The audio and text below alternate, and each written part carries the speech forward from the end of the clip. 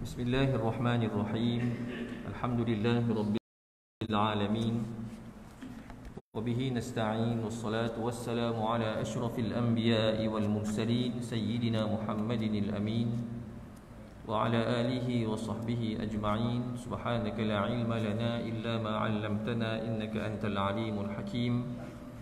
Rabbi shrah li sadri wa yassir li amri wahlul 'uqdatam min lisani yafqahu qawli. ربنا زدنا علما وارزقنا فهما وأرنا الحق حقا وارزقنا اتباعه وأرنا الباطل باطلا وارزقنا اجتنابه وارزقنا الإخلاص والاستقامة في طلب العلم والعمل به ونشره برحمتك يا أرحم الراحمين. أما بعد. Yang saya hormati Tuan Imam, barisan ahli kuasa, tuan-tuan dan puan-puan, muslimin dan muslimat, mudah-mudahan Allah Subhanahu wa taala melimpahkan rahmatnya kepada kita semua. Mudah-mudahan Allah Subhanahu wa taala memberikan kita kebaikan kerana dapat kita memulakan hari ini dengan beberapa aktiviti yang diberkati yang merupakan perintah Allah Subhanahu wa taala, seperti kita dapat hadir menunaikan solat subuh berjemaah, dapat menunaikan solat sunat qabliyah subuh, dapat sama-sama kita berzikir, berdoa. Semoga itu menjadi petanda baik untuk kita meneruskan hari ini, insya-Allah. Tuan-tuan dan puan-puan yang dirahmati Allah sekalian, alhamdulillah kita bersyukur pada Allah Subhanahu wa taala pada kesempatan kali ini dapat lagi kita bersua muka di dalam majlis ilmu dalam kesempatan pelonggaran SOP yang mana kita sebelum ni beberapa bulan saya pun dah tak ingat dah ya. Kes di Malaysia ini setakat ni pernah turun dan pernah naik dan sekarang sedang trend untuk turun balik, tapi masih lagi tidak dapat menandingi rekod terbaik negara kita lah di awal dulu, dan kita harap sama-sama kita dapat menjayakannya. Dan sudah sekitar 2 tahun rasanya ya, daripada Covid, angka 19, sekarang Covid dah 21 dah. Dan kita harap dengan doa yang berterusan kita panjatkan pada Allah, di samping kita iringkan dengan ikhtiar yang munasabah, yang praktikal, yang mampu kita buat, semoga secara khususnya di Malaysia ini kes Covid menurun. Dan bila saya kembali balik ke surau ya, pergi surau, setengah surau ada sebahagian EJK dah tak ada ya, disebabkan Covid. Ada sebahagian surau itu yang bila saya sembang balik rupanya ramai di kalangan ahli jemaahnya yang menjadi bekas pesakit Covid ya, dan alhamdulillah mereka masih lagi hidup. Sebahagian mereka nampak tercungak-cungak, tak boleh nak sembang laju sangat ya. Ada sebahagian yang saya jumpa di tengah surau tu, dia duduk di kawasan rumah flat. Dia kata dulu saya naik 17 tingkat naik tangga tak pernah berhenti, sekarang ni kena berhenti-berhenti, dia kata. Jadi kita lihat di situ bahawa kesan daripada penyakit ini tak menentu ya. Ada yang tua sihat balik, ada yang muda tapi tak sihat dan tidak dapat meneruskan kehidupan. Jadi kita berharap kepada Allah Subhanahu wa taala, di samping kita berusaha supaya kita ambil pendekatan prevention lah, kita elakkan daripada terkena kerana keadaan tidak menentu ya. Baik. Jadi insya-Allah pada pagi ini kita sambung lagi perbahasan hadis daripada buku 40 hadis Nabi Muhammad sallallahu alaihi wasallam, bercerita dalam pertemuan di Facebook yang lalu. Mungkin dalam kita buat pertemuan 2 ataupun 3 kali di waktu maghrib. Dan insya-Allah pada kesempatan ini kita masuk pada hadis yang ke-8, yang mana hadis yang ke-8 ni adalah sambungan tentang kisah Nabi Ibrahim alaihi salam sewaktu bertemu dengan bapanya Azar di hari akhirat. Jadi kita semua maklum bahawa Nabi Ibrahim AS seperti yang diceritakan dalam Al-Quran, kalau tengok dalam Al-Quran, sasaran dakwah Nabi Ibrahim ni ada beberapa pihak. Ada cerita dalam Al-Quran tentang Nabi Ibrahim berdakwah dengan bapanya sendiri. Dan ini munasabah lah, kerana sebelum Nabi Ibrahim berdakwah kepada kaumnya, kepada orang-orang lain, tentulah ya, Nabi Ibrahim berdakwah kepada orang yang paling hampir, iaitu bapanya. Dan tentang dakwah kepada bapanya Azar disebutkan dalam Al-Quran, wa idh qala Ibrahimu li abihi azara. Maka ingatlah Muhammad ketika Nabi Ibrahim berkata kepada bapanya Azar. Jadi dalam Al-Quran ni jarang kisah-kisah orang-orang terdahulu ni Allah sebut nama. Contoh kisah orang terdahulu yang Tuhan tak sebut nama, tapi wataknya begitu detail diceritakan, agak detail, seperti kisah Nabi Sulaiman AS dengan Malikatu Sabak. Disebutkan dalam Al-Quran Malikah Sabak, Permaisuri negeri Sabak. Jadi nama yang mungkin viral di kalangan kita namanya Balqis. Tapi di dalam Al-Quran tidak disebutkan nama itu, juga di dalam hadis Nabi tidak disebutkan nama itu. Tapi isu nama ni sebagian ulama dia bagi kelonggaran lah, sebab dia tidak melibatkan akidah dan sebagainya. Tak apalah, untuk mudah cerita kita sebut Balqis sebagai contoh. Seperti Imra'atul Aziz dalam kisah surah Yusuf. Imra'atul Aziz terjemahannya isteri kepada Al-Aziz. Al-Aziz merupakan satu pangkat menteri di Mesir pada waktu itu, yang menjadi ibu angkat kepada Nabi Yusuf AS, yang mungkin terkenal di kalangan kita sebagai Zulaikha, ataupun orang Arab panggil Zalikha. Jadi nama ni orang kata tak apalah, orang cakap tidak ada kesan yang besar sangatlah, sekadar untuk memudahkan pengecaman watak dalam Al-Quran. Tapi kadang-kadang ada juga kisah-kisah yang tak sabit dalam Al-Quran maupun hadis. Kisah itu memberi kesanlah kepada keimanan kita, memberi kesan kepada pandangan kita kepada seseorang Nabi atau Rasul. Sebagai contoh, dakwaan bahawa Nabi Yusuf berkahwin dengan mak angkatnya sendiri. Ya, dalam nasyid pun ada barangkali. Mungkin juru nikah pun kadang-kadang disebut juga. Kan? Ya Allah, kau satukanlah pengantin ini seperti kau satukan. Tak apalah, antara Nabi Muhammad dengan Khadijah tu okeylah. Nabi Sulaiman dengan Balqis tu pun okeylah. Ya. Sebab mereka berkahwin.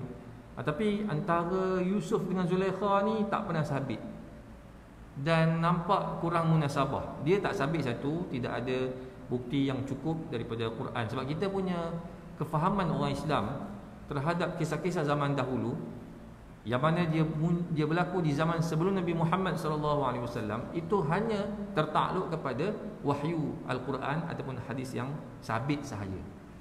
Selagi tidak ada pensabitan daripada dua sumber ini, maka kita tidaklah mengambil indah sangat. Maknanya kita tak perlu sebutlah. Kalau sebut pun kita cerita kata tak sabit dalam Quran ataupun hadis. Selalunya lah kisah-kisah orang terdahulu kalau datang pada kita dalam bentuk yang agak terperinci, sedangkan Quran dan hadis tak sebut, barangkali kemungkinan besarnya datang daripada Bible ataupun Taurat. Ya, contoh macam dikatakan, ya, kata kayu koka itu merupakan bahan yang dijadikan sebagai kapal Nabi Nuh. Itu saya difahamkan, saya pernah baca dalam Cosmo, wartawan Cosmo sebutlah, kata daripada kitab Bible. Dakwaan tersebut, dia sebenarnya tak ada masalah kalau ia pun betul, tak ada masalah. Tapi dia jadi masalah bila dululah, sekarang dah hampir tak nampak dah. Bila orang dakwa tentang kelebihan kayu koka ni, ada kelebihan tertentu yang secara saintifiknya tidak dibuktikan. Dalam ilmu hadis pun tak pernah disebutkan begitu. Tapi nak bagi nampak ada kayu tersebut, dikaitkan dengan Nabi. Dia kata ini dulu istimewa kayu ni, Nabi Nuh buat kapalnya daripada kayu ni lah. Apa namanya, tongkat Nabi Musa pun katanya daripada kayu ni jugalah. Dia claim yang tu yang claim tu banyak orang meniaga lah. Ustaz-ustaz yang meniaga pun diklaim sama juga. Saya lalui benda ni, kan? Bukan saya meniaga lah, saya tahu. Tapi bila saya pergi ke Mesir, yang kata kayu koka ni, saya pergi dekat tempat kilang dia. Kilang ni taklah besar mana, adalah rumah kecil macam kedai tu, dia buat proses kan, macam kedai perabot tu lah.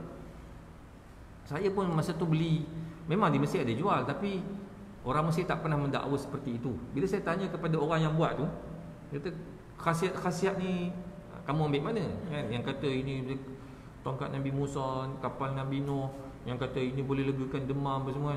Dia kata boleh. Dia kata kat saya, kamulah orang Asia Tenggara yang dakwa. Brunei, Malaysia, Indonesia, dia kata kan. Singapura. Yang mendakwa, kami pun baru tahu dia kamu. Walaupun benda ni kami yang buat. Jadi dia pun keheranan. Rupanya kita yang lebih-lebih.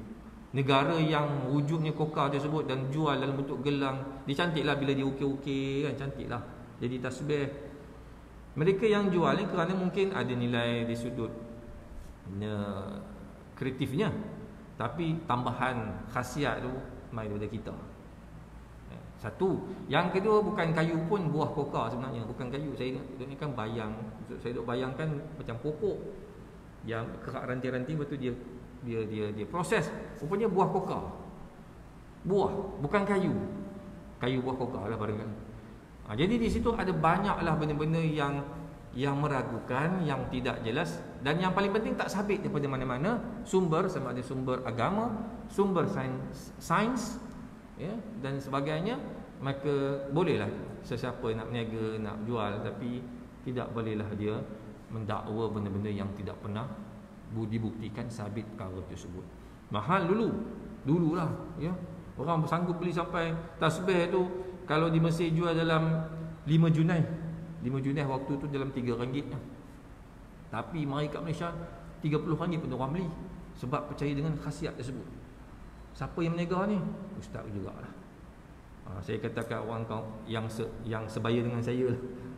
Pengalaman pernah setahun pergi Mesir dulu, kita dapat tengoklah benda-benda macam tu. Baik, kembali. Jadi azar ini ada kalau tuan-tuan mungkin jumpa di internet sebagian buku, sebagian ulama dia mengatakan azar ni bukan bapa Nabi Ibrahim, tetapi dia adalah datuk Nabi Ibrahim ataupun bapa saudara Nabi Ibrahim. Baik. Persoalannya sekarang adalah, boleh ke kita mengatakan dalam bahasa Arab tu sendiri, boleh ke kalimat ayah, kalimat tu abihi, kalimat ayah lah, tetapi dimaksudkan sebagai bapa saudara. Dalam bahasa Arab, kalimat al-ab ataupun al-walid boleh disebut kepada bapa saudara secara majaz. Secara majaz ni apa bahasa Melayunya? Dia bahasa Arab ni ada dua, dari sudut penggunaan kalimat ni ada dua. Dari sudut dari sudut penggunaan asal maksud dengan bahasa berlapik, iaitu asal maksudnya, hakikatnya al-ab bermaksud bapa, tapi orang Arab juga menggunakan kalimat al-ab untuk kalimat bapa saudara. Boleh. Maka sebagian ulama kata tak boleh kita kata Azar ni bapa kandung Nabi Ibrahim. Alasan mereka kerana dia macam mencacatkan credibility Nabi Ibrahim sebagai seorang rasul. Tapi majoriti ulama sebut kata tak ada masalah pun.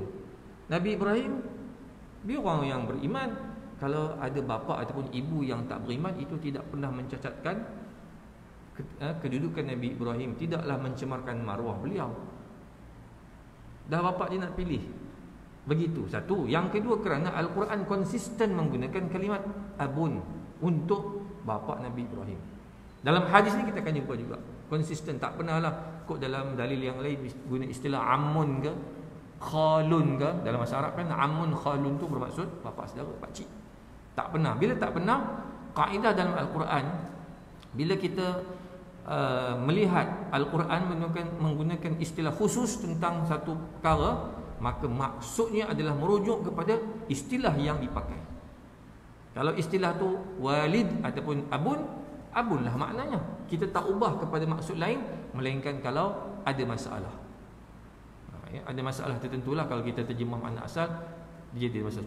Contoh kalimat Arab ini ada khilaf di kalangan ulama salaf dengan khalaf. Ya, khilaf ni khilaf dari sudut menyesuaikan kalimat tersebut dengan Allah Subhanahu Wa Taala. Sebagai contoh, Allah sebut kepada Nabi Muhammad sallallahu alaihi wasallam ketika nak menenangkan Nabi Muhammad. Nabi Muhammad di Mekah ni banyak cabaran dia hadapi. Kata Allah, fasbir fa innaka bi a'yunina. Kata Allah, sabarlah wahai Muhammad. Sesungguhnya, ini terjemah asal ya, fa innaka, sesungguhnya engkau bi a'yunina, sentiasa di mata kami. Baik, a'yun adalah plural kepada ainun, mata lah. Jadi Di sini ulama ada berbeza pandangan. Pendekatan salaf, ini bukan istilah Wahabi ya. Pendekatan salaf ni generasi para sahabat tabi'in, mereka mengekalkan maksud tu dengan maksud asal dengan sedikit takwilan. Mereka kata di situ menunjukkan Allah ada mata, tetapi mata Allah ni yang selayak dengan ketuhanannya. Dan kita tidak membayangkan mata Allah macam matanya makhluk mana-mana makhluk. Kan? Itu cara kefahaman ulama salaf. Sebab Allah sebut ainun, kalimah ainun, ayun dalam bahasa Arab maksudnya mata. Dan Allah sebut kepada Nabi kita, jangan bimbang kerana engkau sentiasa di mata kami, maksudnya dalam pantauan kami. Tapi cara Allah sebut tu, Allah sebut mengisbatkan untuknya ayun. Itu cara orang dululah faham. Mari kemudian tahun 500-an Hijrah. Saya pun tak pasti siapa, Imam Fakhrul Razi barangkali yang memulakan pendekatan ini. Dan dia memulakan pendekatan takwil ini kerana dia melihat ada masalah untuk orang waktu itu untuk faham ayat-ayat yang seperti ini. Mereka mula mentashbih ataupun mentajsimkan Allah dengan kalimat-kalimat seperti ini. Mereka bila baca ayat ni, mereka faham Allah ada mata. Dengan mata, mungkin mata macam makhluk. Mungkin matanya tu sebab ayun, plural, mungkin 3. Bahasa Arab ni bila sebut plural, dia 3 dan ke atas. 2 tu musanna lah, 2 ya, dia tak dipanggil plural. Jadi menyebabkan sebagai orang Islam memahami Allah ada mata dengan bilangan 3 ke atas. Dan ini menyebabkan manusia akan menyamakan Allah dengan mana-mana makhluk yang difikirkan sesuai. Maka untuk mengelakkan adanya kefahaman seperti ini, datangnya mazhab khalaf dalam akidah, lalu mereka takwil dengan lebih sikit, dengan terperinci. Mereka kata maksud ayun di sini adalah sesungguhnya engkau sentiasa berada dalam pengawasan kami. Poin daripada ayat ni, saya nak cerita bahawa ada juga dalam Al-Quran sebahagian ulama tafsir mentakwilkan ayat tersebut kepada makna majaz, makna yang bukan daripada makna asal, kerana dengan sebab memahami makna asal dia ada masalah tertentu. So untuk mengelakkan masalah tersebut, mereka takwil. Tapi takwilan tersebut masih lagi ada kaitan yang rapat dengan kaedah bahasa Arab. Dia bukan takwil ikut dan macam tu sajalah. Dalam bahasa Arab, kalimat ainun boleh dimaksudkan sebagai pengawasan. Sesuai, ada kaitan lah. Mata dengan pengawasan tu ada kaitan kan? Kerana dengan sebab mata kita mengawasi gerak-geri dan sebagainya, maka begitulah yang dimaksudkan. Baik. An Abi Hurairah radhiyallahu taala anhu, anin Nabi sallallahu alaihi wasallam qala, daripada Abu Hurairah radhiyallahu taala anhu bahawa Rasulullah sallallahu alaihi wasallam bersabda, yalqa Ibrahimu abahu azara yaumil qiyamah. Nabi kata nanti Ibrahim akan bertemu bapaknya. Ini dalam hadis ni menggunakan kalimat abahu, maksud bapak. Nanti Ibrahim akan bertemu bapaknya Azar di hari kiamat. Di dunia dalam Al-Quran paling kurang seingat saya ada 2 ayat lah dialog Nabi Ibrahim dengan bapaknya. Antara yang saya ingat dalam surah Maryam lah. Dalam surah Maryam, ketika Nabi Ibrahim begitu sangat berlemah lembut menasihatkan bapaknya yang menjadi penyembah berhala. Kata Nabi Ibrahim, ya abati lima ta'budu ma la yasma'u wa la yubsiru wa la yughni 'anka syai'a. Wahai, kalau ya abati ni, kita tahu abi kan, mungkin sebagian sini membahasakan dirinya abi di rumah. Itu kalimah Arab betul lah. Tapi abati dalam penggunaan bahasa Arab adalah panggilan yang lembut, panggilan yang melambangkan kasih sayang. Ya abi, wahai ayah, itu betul lah. Tapi kalau ya abati, dia lebih lembut, dia lebih lunak. Bukan yang abi itu tak lunak, itu panggilan biasa. Saya tak tahulah dalam bahasa Melayu ni panggilan, kalau panggil ayah yang secara melambangkan lebih lunak ni apa, saya tak tahu. Mungkin kita menggunakan nada lah kot, kan? Sebab abah, ayah, daddy, abi, walid, tu je kot. Kalau nak menggunakan kalimat melambangkan kasih sayang ni, saya tak tahu. Bahasa Melayu mungkin tak ada. Mungkin peranan intonasi nada kot yang melambangkan. Tapi ke bahasa Arab ni ada kalimat lain, ya abati. Macam panggil anak juga. Bahasa Arab ya waladi tu biasa, ya ibni tu biasa. Tapi kalau misalnya lembut, ya bunayya. Tanda bapa tu panggil dengan penuh kelembutan. Maka kata Ibrahim, wahai ayahku yang dikasihi, kenapa ayah menyembah sesuatu yang tidak boleh mendengar, tidak boleh melihat, dan tidak boleh memberikan apa-apa kebaikan pada ayah? Tengok Nabi Ibrahim, bapaknya tu punya berhala, tapi cara dia berdakwah tu menggunakan logik untuk memahamkan ayah dia tadi sebagai sasaran dakwah dia, dengan mengatakan, ayah, kenapa ayah sembah benda yang tak boleh dengar, tak boleh melihat, dan tidak boleh memberikan apa-apa manfaat pada ayah. Dia pergi kepada berhala tu. Berhala kan benda yang tidak bernyawa. Kita yang buat dia, daripada simen mungkin, daripada kayu mungkin. Benda-benda macam tu kita tahu dah. Kita lorek dia, kita buat apa, dia tak pernah marah kita, sebab dia benda yang tak bernyawa. So Nabi Ibrahim fahamkan bapak dia dengan persoalan tadi. Ya abati, wahai ayahku yang dikasihi, inni qad ja'ani minal ilmi ma lam ya'tika. Sesungguhnya telah datang pada saya satu ilmu yang ilmu tu ayah tak ada. Tengok, dia tak kata ayah dia jahil. Ayah ni apa, tak erti, makan garam lebih saja, tak pandai-pandai. Itu cara dakwah macam tu memang kena halau balik lah. Dakwah ni, tuan-tuan dan puan-puan rahmatullahi sekalian, merupakan pendekatan yang bijak, sesuai dengan orangnya, sesuai dengan situasinya. Lepas tu yang di meja kuliah ni, tak semuanya kadang-kadang berdakwah. Kalau duduk marah sana, marah sini, kata kawan tu bukan dakwah namanya. Tu cari balah mungkin barangkali. Dakwah ni dia menggunakan pendekatan yang lunak, tidak memalukan yang didakwah. Tidak kata-kata maki hamun memang bukan dakwah lah. Sebab tu minta maaf saya cakap, saya secara peribadi kurang setuju dengan pendekatan ataupun istilah dakwah sentap. Kalau dakwah sentap itu menggunakan kalimat-kalimat yang kasar. Tapi kalau nak dia tersentap dengan dakwah kita, bukan sentap macam inilah, dia terasa bila kita dakwah elok-elok, tiba-tiba dakwah tu menusuk hati dia. Maksudnya benda yang tersampaikan tu masuk dalam hati dia, lalu tersentap dengan perbuatan jahat yang dia sedang lakukan. Itu tak apalah, maksudnya hatinya telah terkesan. Tapi kalau kita sentapkan emosinya dengan kata-kata yang tak sepatutnya, yang kalau kita cuba kita letak diri kita pada dia, nak tahu sentap tak sentap, kita letak diri kita pada diri dia, kena tegur depan orang ramai macam tu, siapa yang setuju kat sini? Tak ada siapa yang setuju. Itu sentap dengan cara yang salah. So kata Nabi Ibrahim, saya ni ada satulah pengetahuan yang ayah tak ada. Fattabi'ni, maka ikutlah saya, ikut cakap saya. Ahdika siratan sawiya, saya nak tunjuk pimpin ayah ke jalan yang benar. Memanglah agak sentak pimpin jalan benar, orang tu dengar kan, budaknya kan. Dulu aku yang lahirkan dia, tiba-tiba nak pimpin aku lebih kurang apa benda ni. Tapi cara tu dengan cara yang berlapis lah. Saya adalah sedikit ilmu yang ayah mungkin tak tahu, macam tu. Ya abati, wahai ayah, la ta'budi syaitan, janganlah ayah sembah syaitan. Sembah berhala itu hakikatnya ikut syaitan.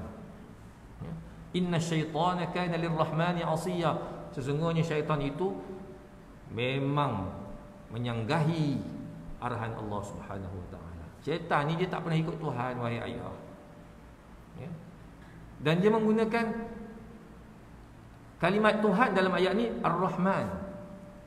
Ar-Rahman ni maksudnya apa? Tuhan yang sangat pengasih dan maha penyayang. Ar-Rahman tu daripada kalimat rahmah. Kita baca ya Arhamar Rahimin kan, doa kita pasal tak? Hujung doa mesti ya Arhamar Rahimin, wahai Tuhan yang maha pengasih di kalangan yang pengasih. Yang pengasih itu mak kita, pak saudara kita, ayah kita, isteri kita, suami kita, anak kita, yang pengasih kita ni. Tapi Allah tu Arhamur Rahimin, dia yang paling pengasih daripada semua-semua tadi. Arhamu Ar-Rahimin, daripada kalimat rahmah, daripada juga datang kalimat Ar-Rahman. Jadi macam Nabi Ibrahim nak bagi tahu mesej kat ayah dia, ayah memang dah tersalah jalan, tapi Tuhan tu Ar-Rahman ayah. Tuhan tu maha pengasih. Kalau ayah berubah, bertaubat, memang on the spot Tuhan terima dan bagi rahmat pada ayah. Lepas tu pesanan terakhir, ya abati inni akhafu an yamassaka azabun minar rahman fatakuna lisyaitani waliya. Ayah, saya bimbang kalau ayah terkena azab daripada Allah, dan nanti ayah akan bersama-sama dengan golongan syaitan. Yalah, syaitan tu antara golongan yang kena azab. So kalau ayah kena, ayah satu geng dengan dia lah. Tapi apa balasan Ibrahim? Araghibun anta an alihati ya Ibrahim. Ibrahim, kamu ni benci kat Tuhan ayah ke? La illam tantahi la arjumanna. Kalau kau tak berhenti, ayah pukul kamu. Wahjurni maliya. Tinggalkan ayah bersendirian. Biarlah yang macam ni, lantak ayah lah. Ayah dijawab macam tu. 4 nasihat yang lemah lembut, berhikmah, tapi biasalah, bukan semua orang mudah terima. Maka dijawab dengan kasar begitu. Malah digertak. Tak berhenti daripada cakap pasal Tuhan ni, ayah ketuk kamu, ayah pukul kamu. Qala salamun alaik. Ibrahim pun bila dah kawan tu marah, cakap pada orang marah ni memang tak jalan. Kata Ibrahim, salamun alaik, salam sejahtera lah buat ayah. Dia doa sejahtera balik. Tapi Ibrahim janji dalam ayat ni, sa'astaghfiru laka rabbi, saya janji saya akan tolong minta ampun kepada Tuhan bagi pihak ayah. Ini cara terakhir sebelum pisah. Ibrahim nak lembutkan hati ayah. Tak apalah ayah, saya rapat dengan Tuhan, saya akan minta kat Tuhan ampunkan ayah. Kok-koklah bila ayah didengar macam lembut hati kan. Innahu kana bi hafiya, sesungguhnya Tuhan tu Maha Pengasih. Jadi di sini, ini antara dialog Nabi Ibrahim di dunia. Ajak ayah dia, tapi ayah dia balas apa? Gertakkan. Kita tengok sekarang dalam hadis ni, apa kata ayah dia di akhirat esok. Kata Nabi, wa ala wajhi azara qataratun wa ghabarah. Ketika Nabi Ibrahim jumpa bapa dia, muka Azar ataupun ayah Ibrahim pada waktu itu kehitaman dan berdebu. Jumpa di padang mahsyar barangkali, dalam keadaan rupa ayah dia dalam keadaan seburuk-buruk rupa. Fayaqul lahu Ibrahim. Ibrahim nampak ayah dia, ini tak berlaku lagi, tapi Nabi cerita siap-siap, sebab Allah bagi tahu apa yang akan berlaku nanti di sana.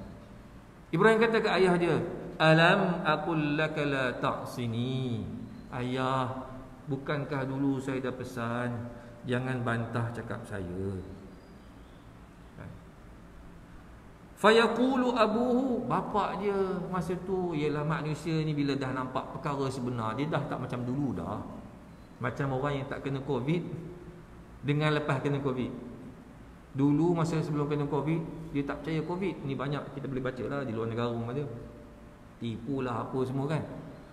Yalah, kita mungkin persoalan dari sudut adakah Covid ni dicipta oleh orang tertentu, ya itu mungkin persoalan yang masih diperdebatkan. Tapi nak kata Covid tu tak betul, ya, kesan dia itu sekadar ringan-ringan saja, itu kena fikir baliklah. Kan, dengan kes-kes yang kita boleh tengok sendiri. Baik, ada dulu orang tak percayalah. Bila dah kena, dah sesak nafas, barulah slow sikit nada dia, tak macam dulu dah. So macam tu bapa Nabi Ibrahim ni, dia kata fal yaum la a'sik. Nak hari ni ayah tak lawan dah cakap engkau. Kan dulu dalam Al-Quran siap nak gertak dengan nak pukul, nak baling batu lagi. La arjumannak tu asal maksudnya ayah akan rejam kamu, baling batu lah, baling benda lah. Kan. Tapi di hari akhirat dia jawab balik, al yauma la a'sik. Hari ni ayah dah tak lawan kamu dah. Maksudnya ayah akan dengar cakap kamu. Fayaqulu Ibrahim, tapi Nabi Ibrahim tahulah manusia ni sesal dahulu pendapatan, sesal kemudian, yang ini di akhirat tiada gunanya. Ibrahim berkata kepada Tuhan, ya Rabbi, wahai Tuhanku, innaka wa'adtani alla tukhziyani yawma yub'atsun. Dulu engkau telah berjanji di dunia kepadaku, wahai Tuhan, kau tidak akan memalukan aku di hari manusia, makhluk semua dibangkitkan. Maknanya Nabi Ibrahim masa itu tahu dah apa kesudahan ayah dia. Nabi Ibrahim malah dah tahu masa ayah dia meninggal dunia di dunia dulu, dah tahu dah bapa aku meninggal dalam keadaan kafir, dan tahu dah sistem di sisi Allah, orang yang mati dalam keadaan kufur setelah mendengar dakwah Islam, dia tahu dah ini Islam, macam ni ajaran dia, Tuhannya Allah, ini agama nenek moyang dia. Dia tak pilih agama nenek moyang. Dalam hal ini orang kafir itu bila sudah memilih sendiri, setelah memahami dakwah, dia bertanggungjawab dengan pilihannya di akhirat esok, iaitu Tuhan tetapkan siapa yang jadi kafir dengan pilihannya sendiri masuk neraka selama-lamanya. Ini Tuhan yang cakap, ya. Maka cuma Nabi Ibrahim ni, walaupun di akhirat waktu tu dia tahu dah ayah dia macam mana, tapi dia ada rasa malu lah. Rasa malu di khalayak makhluk yang ada.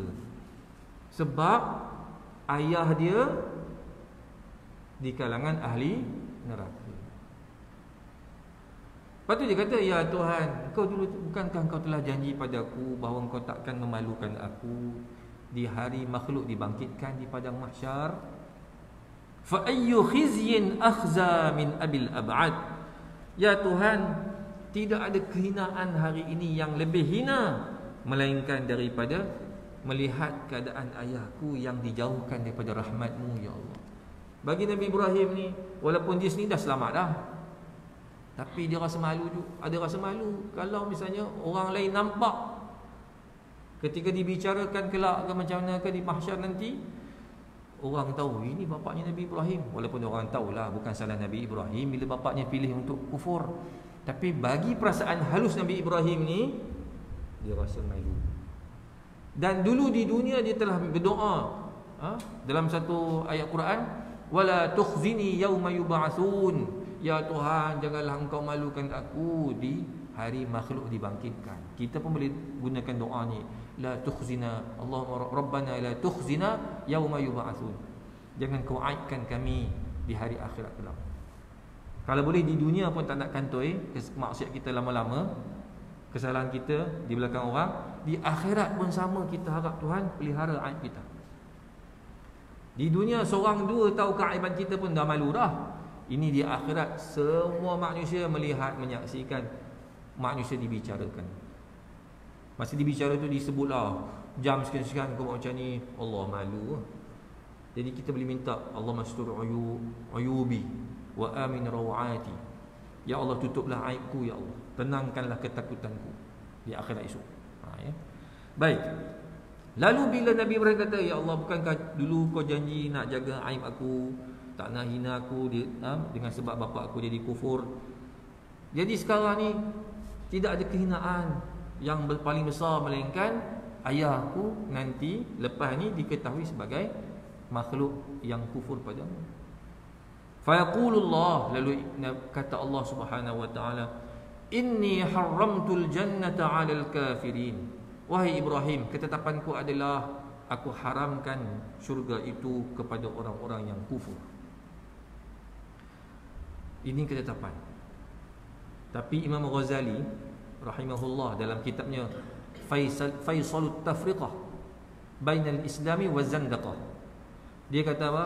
Dia kata kafir ni ada 3 jenis. Sajalah saya selit sikit supaya kita ni tak gairah sangat menerakakan orang kafir. Imam Ghazali cerita kafir ni ada 3 jenis.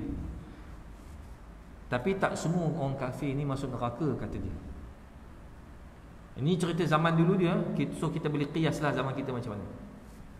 Pertama dia kata kafir yang masuk neraka adalah kafir yang tahu Islam tu apa dalam bentuk yang sebenar. Dia tahu Islam ni suruh semayang, orang kafir tu lah. Islam ni suruh jangan ambil rasuah. Dia tahu walaupun orang Islam ambil rasuah banyak, tapi dia tahu Islam tu macam mana, Nabi Muhammad tu siapa, akhlak Nabi Muhammad tu macam mana, dia baca. Ya? Dia sedar semua itu. Tapi atas faktor tertentu dia tak naklah masuk Islam. Faktor malu barangkali, faktor tak tahulah, ada faktor lain. Dan dia tetap memilih dengan contohnya agama lain lah, agama yang dia anuti waktu itu.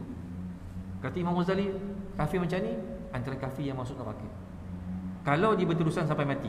Sebab dia sudah mendengar ajaran Islam yang sebenar, tapi masih lagi memilih untuk kufur. Itu satu. Kafir yang kedua, kata Imam Ghazali, kafir yang tidak pernah dengar tentang Islam langsung. Saya tak tahulah zaman sekarang di dunia moden hari ini di ceruk dunia mana yang kalau yang boleh kita jangkakan, kalau orang di situ yang masih lagi belum dengar apa itu Islam. Saya tak pastilah, mungkin ada, mungkinlah tempat-tempat yang tak ada internet tu kan, yang duduk dalam kampung, dalam hutan dalam tu kan. Zaman Imam Ghazali orang macam ni banyak.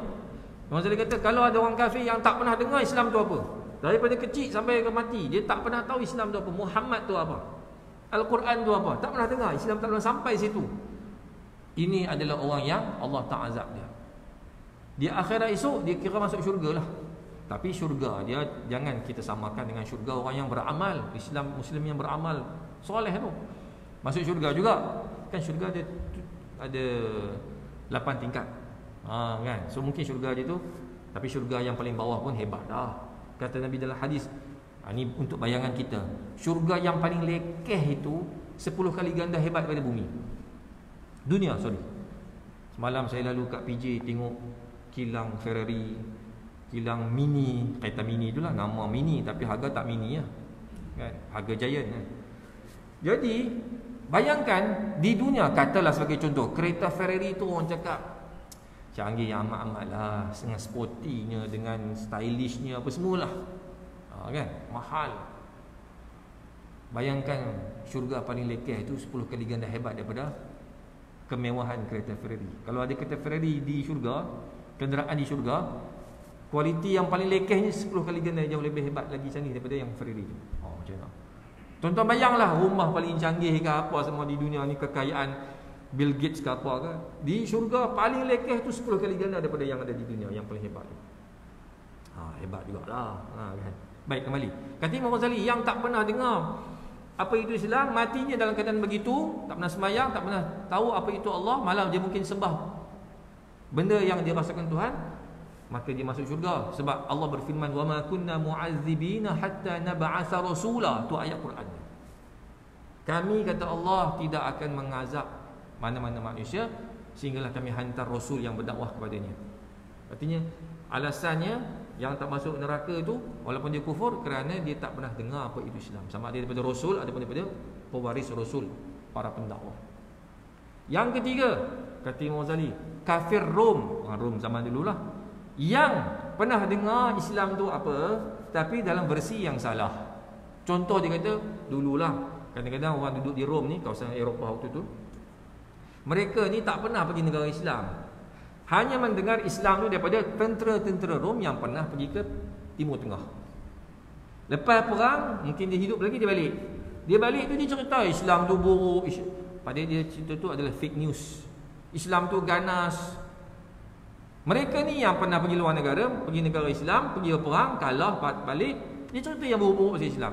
Orang yang tak pernah keluar negara, terutama pergi negara Islam, tak pernah tengok orang Islam tu rupa macam mana, pakai apa, Al-Quran tu macam mana, pernah dengar jugalah tapi tak tengok isi Al-Quran tu apa, dia dapat tahu first time, malah seumur hidup waktu itu, tentang Islam yang buruk-buruk je.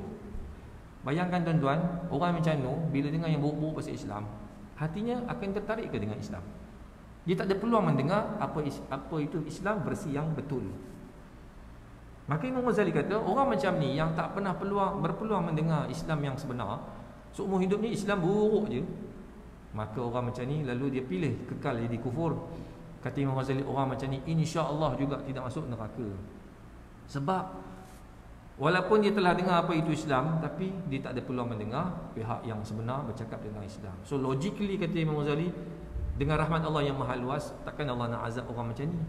Kalau Allah tanya dia esok di akhirat pun dia boleh jawab, ya Allah, aku tak pernah dengar keindahan Islam sekalipun di dunia dulu. Yang dia cerita tu fulan ni, padri tu, Rom kan Kristian, tentera ni yang balik, semua buruk belaka. Bila dah buruk memang aku tak nak ikut. Kan? Mungkin kalau datang yang indah-indah, mungkin aku boleh fikir balik. Dia jawapannya. Itu 3 kelompok orang kafir. Daripada 3 ni, kata Imam Ghazali, 1 dia masuk neraka kerana dia sempat mendengar versi Islam yang benar tapi memilih untuk jadi. Kembali, kata Allah, wahai Ibrahim, ketetapanku adalah neraka haram dimasuki oleh orang kafir. Thumma yaqul, kemudian Allah berkata lagi, ya Ibrahim.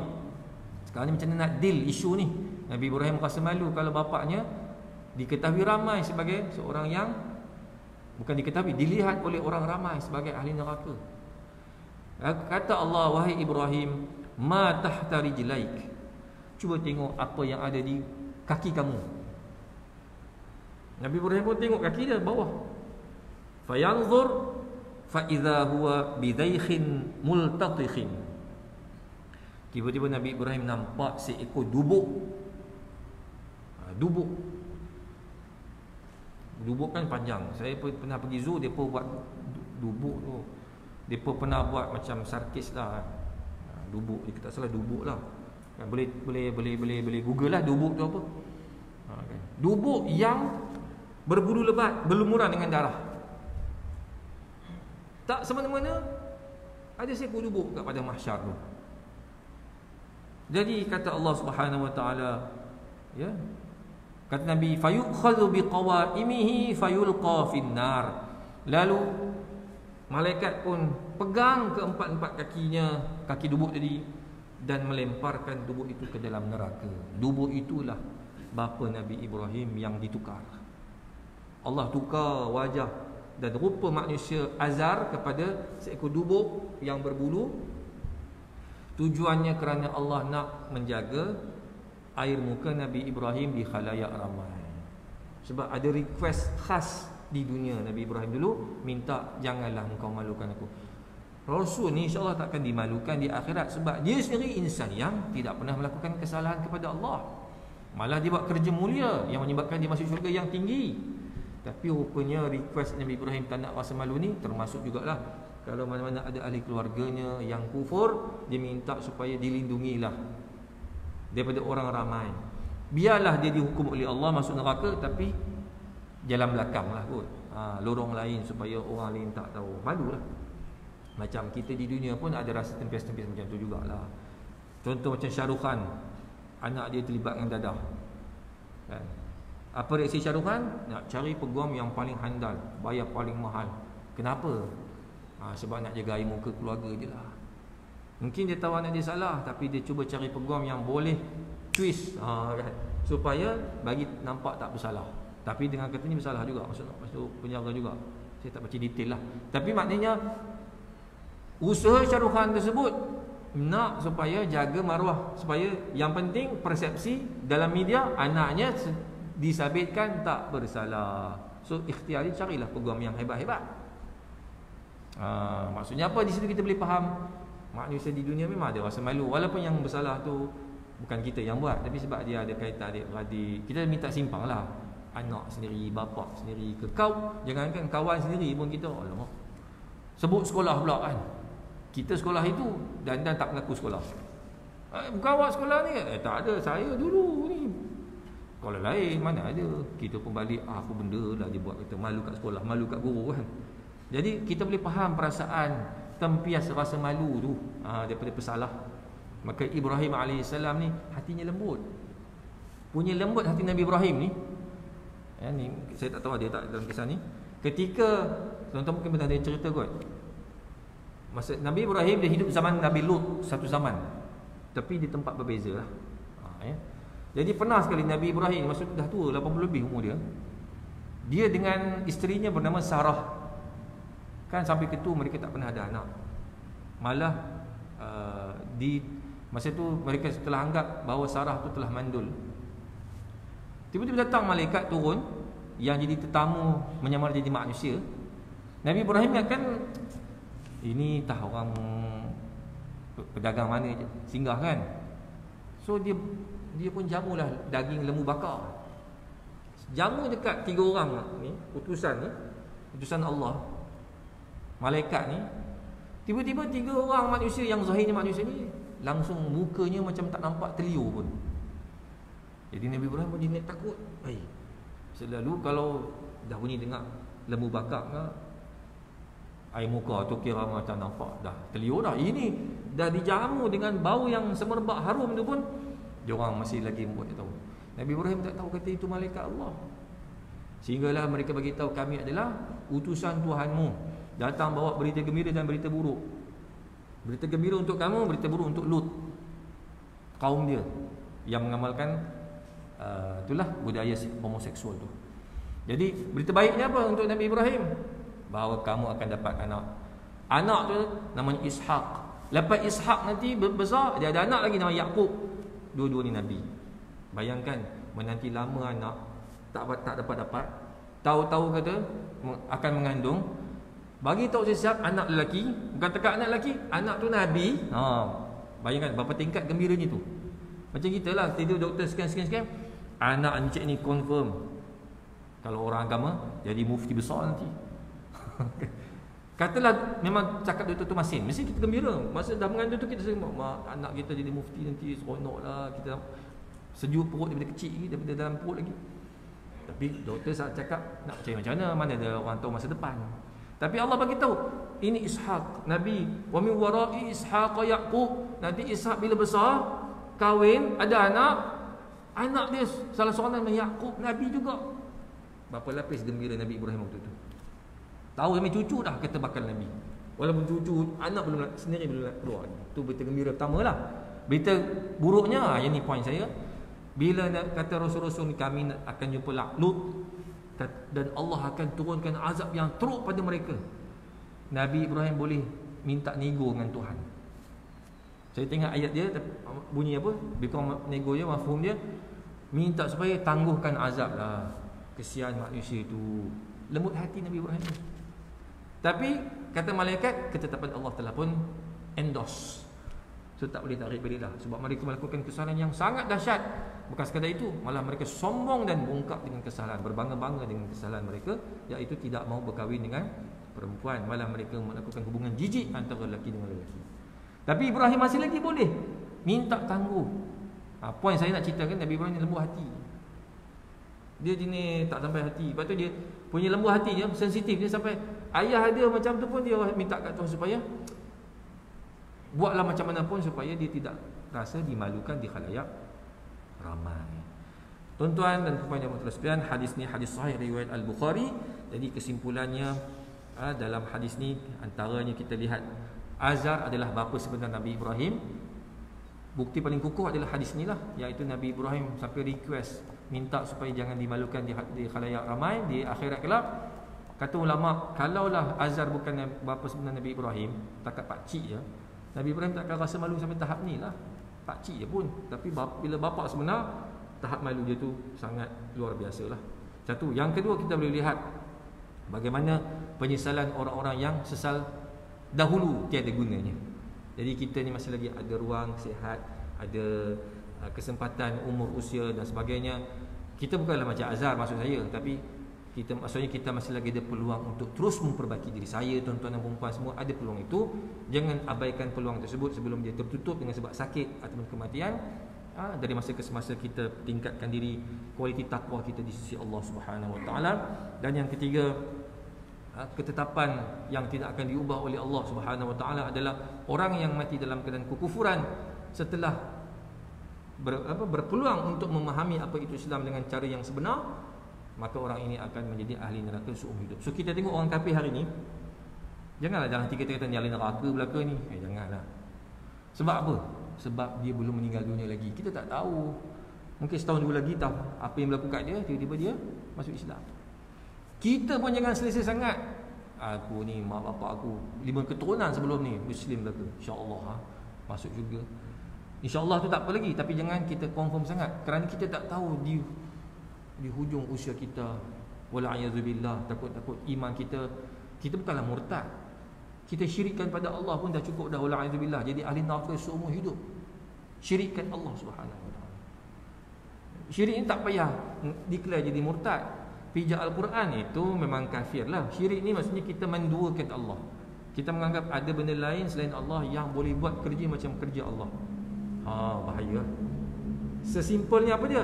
Kita anggap ubat yang kita makan tu yang menyembuhkan. Allah menyembuhkan, ubat pun menyembuhkan juga. Syirik itu, tuan-tuan. Allah menyembuhkan, ubat itu adalah ikhtiar. Kita cakap macam itulah.